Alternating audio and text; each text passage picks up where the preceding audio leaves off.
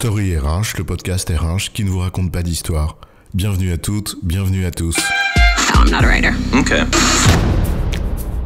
Dans cet épisode, nous allons introduire quelques concepts pour mieux comprendre la notion de rémunération.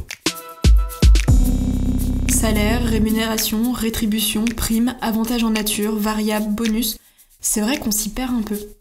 Ces mots font partie du vocabulaire courant, mais leur définition n'est pas toujours très claire. Et pourtant, ces mots ont un sens au regard des pratiques professionnelles et il est important de savoir de quoi l'on parle quand on parle de rémunération. Alors, c'est quoi l'histoire ? Ce qu'il faut comprendre pour commencer, c'est que le travail en entreprise est en fait un échange. Le collaborateur apporte quelque chose à l'entreprise par son travail, par ce qu'il fait.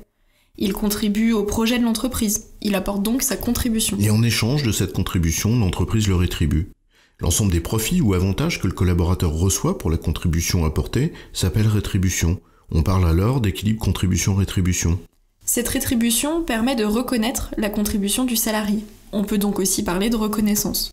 Mais que l'on emploie le terme rétribution ou reconnaissance, peu importe, ce qu'il faut avoir en tête, c'est qu'elle peut prendre plusieurs formes, et pas seulement financières.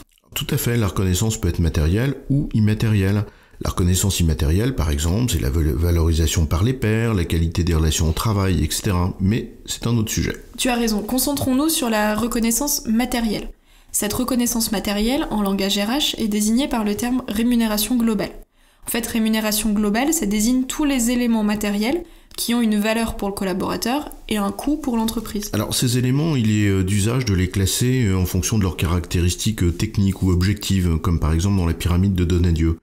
Mais on peut préférer les décomposer en fonction plutôt de l'apport qu'ils ont pour le salarié. En fait, ces apports sont de 3 ordres. Le premier, c'est ce qui permet au salarié de consommer, comme par exemple son salaire, mais aussi ses primes. Et aussi des dépenses qu'il ne fait plus, comme des avantages en nature, une voiture de fonction, un appartement de fonction, les tickets restaurants, etc. Alors ensuite, le deuxième élément de la rémunération globale, finalement, c'est ce qui permet au salarié d'épargner, c'est-à-dire de consommer demain. Et là, on va retrouver des éléments comme la participation, l'abondement au plan d'épargne entreprise ou des stock options, etc. Et enfin, le troisième volet, c'est ce qui lui permet de se protéger d'une perte de cette rémunération en cas d'aléa, par exemple. Et là, on peut citer la mutuelle, la retraite, la prévoyance, etc. En résumé, la rétribution à la contribution d'un salarié n'est pas seulement financière. Deux grandes notions se dégagent, ce qui relève de la reconnaissance morale et ce qui relève de la récompense financière. Cette récompense financière, finalement, peut se regrouper derrière le terme de rémunération globale, qui est de 3 ordres, ce qui permet aux salariés de consommer, d'épargner et se protéger. J'ai bon, chef ? Oui, c'est bon, mais tu vas pas en faire toute une histoire.